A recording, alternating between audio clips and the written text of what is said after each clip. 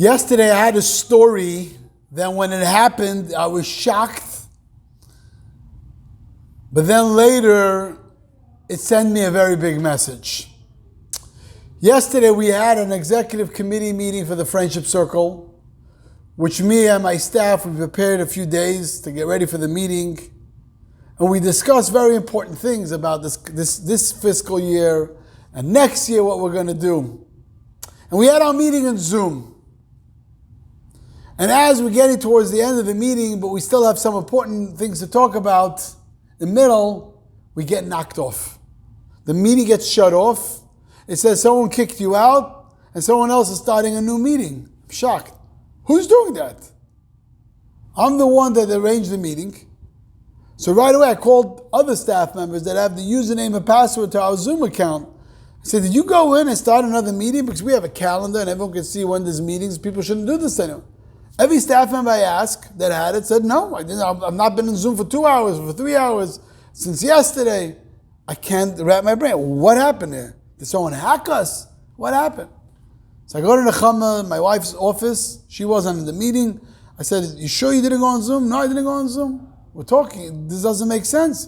We're in the middle of a meeting, and the whole meeting gets shut down. Everyone gets kicked out. What happened? Then my 6-year-old Mushka is standing there and he's listening. She's listening. He says, Daddy, you know, I started the Zoom meeting. I said, you did? How did you start the Zoom meeting? Oh, I have your laptop.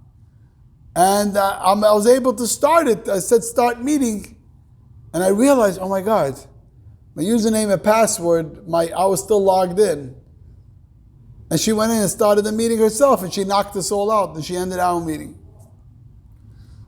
I started laughing. I went, oh my God. Look, our 6-year-old control our meetings already.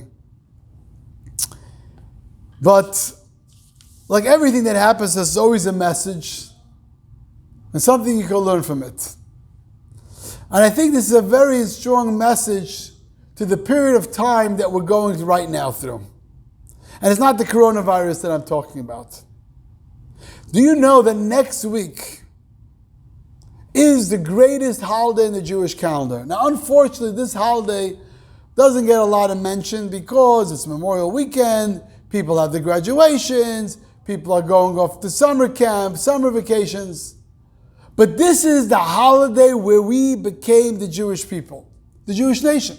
We just finished Passover, when we left Egypt, and God told the Jewish people, you're going to go 50 days later, go to Mount Sinai, and I'm going to reveal myself and give you the 10 commandments, and then later on, teach you the Torah. You're going to get the 630 commandments and get the 5 books of Moses, which is the Holy Torah, which we have in here in the Ark. Now you would think when the Jewish people left Egypt, would they be looking forward to it? I would say most probably not. Why not? They were just finished being slaves for over 200 years. The last 80 years was heavy, intense labor. They've been told every day when to wake up, when to go to sleep, what to eat, what to do on weekends. Now finally they're freed. Moshe says, I got good news for you. In 50 days you're going to go to Mount Sinai and get the Torah. You would think the Jews would say, please, please, please, please, please, please, give us a break. I don't want this. I need another book to tell me when to get up, what to eat, what to do on holidays, what to do on the Sabbath, what to do with my money. Give me a break for a year or two. Says no. The Jewish people were looking forward to get the Torah. And every day they counted down. Why? Why were they looking forward? So there's a beautiful analogy the Lubavitcher Rebbe gave, which I really, really love. And this was the year when he gave this analogy when the first man walked on the moon. And the Rebbe spoke, and the Rebbe gave a beautiful analogy. He said like this: imagine they gave out a message to everyone in the country that we are looking for the first person who's going to be the representative to walk on the moon. And obviously, millions of people would like to be the person. And so many people applied. Just imagine you're one of the people that applied. And then they start knocking people out. It has to be a male, then all the females are knocked out. There has to be a certain age. And finally it gets narrowed down to you, part of 100. You're feeling great. I'm one of 100. I may be the one that they're going to choose to be the first one to go up to the moon. And then they knock it down to 50, and then to 20, and then to 10, and then to 5, and then to 2, and then finally it's you. You are the one to be chosen to represent and go up to the moon. It could be a man, it could be a woman, whoever it is. Whoever you are. You're feeling great. Then you go to classes. They tell you what you need to do up there. Fine. They give you the lessons, how you fly, the clothes you wear, the spaceship, what you do when you get up there. And you ask, what do you do when I go on the moon? I want you to bring down some rocks. You think of rocks. This is what they send you all the way up there, to bring some rocks down. Well, listen, you have it. Finally the day comes, you're all excited. CNN, Fox News, MSNBC, I'm sure those days they didn't have all those channels. Everyone is there. And you're feeling great. The whole world is watching you. Facebook Live, Twitter, Instagram. You're ready to get up there and really have the great impact.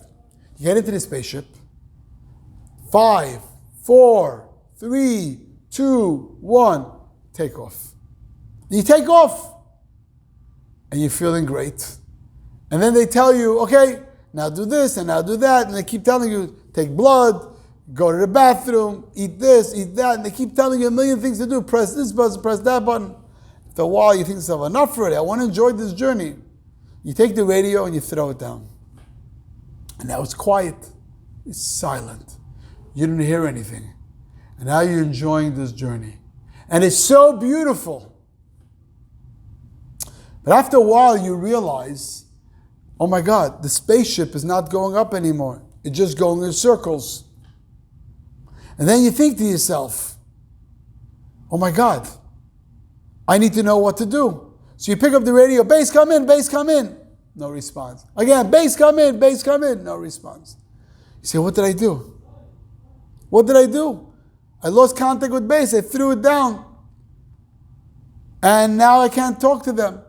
Now this whole mission is going to go to hell. And I realize what kind of idiot I am. I don't know what to do.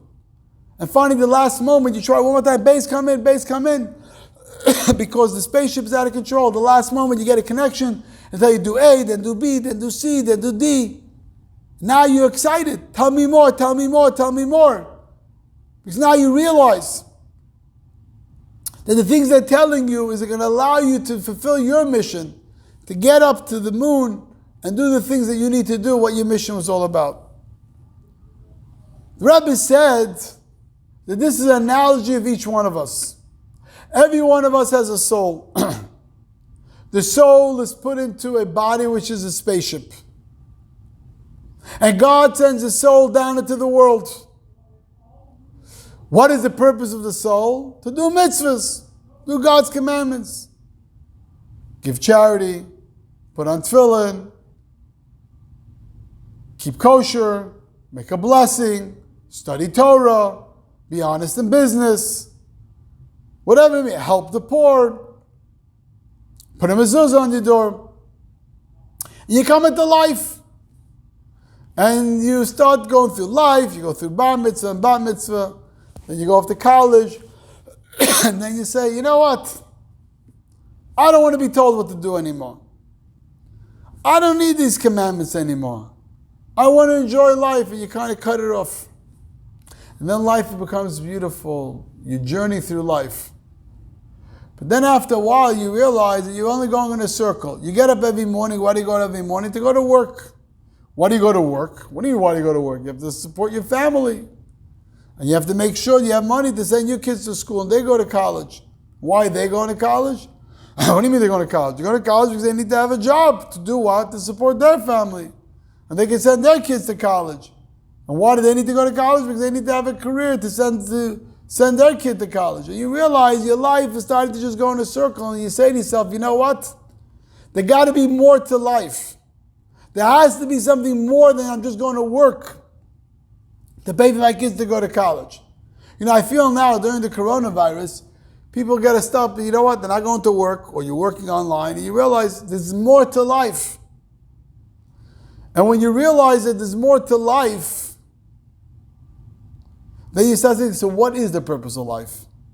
And then you realize that the gift that God gave us, the Holy Torah, is not there to limit us.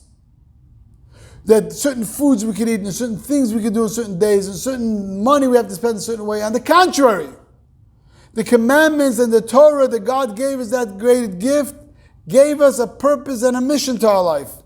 Gave us a purpose for why we live our life. Gave us a direction and a meaning to our life. So we don't look, we don't look at the Torah and mitzvahs. We don't look at the Torah and mitzvahs as limitations.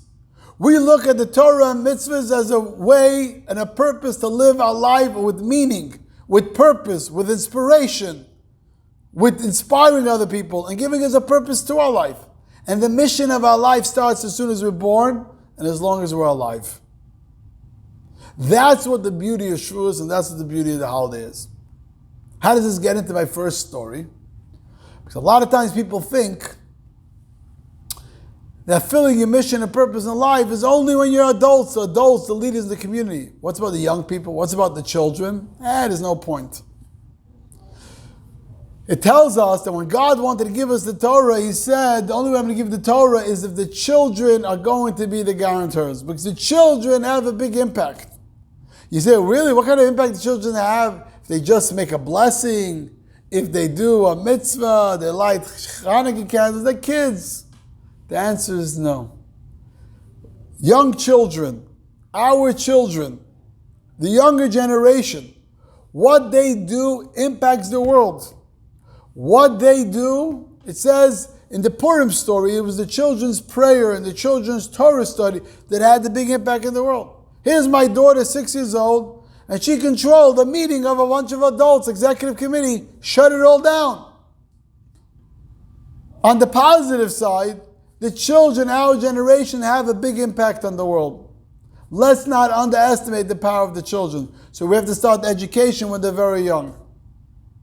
So next week, Thursday night, we celebrate the holiday of Shavuos.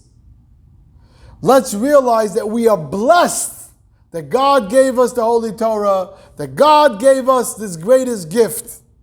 And this gift gives us the greatest mission and purpose in our life. Let's take advantage of it. Good Shabbos and good day.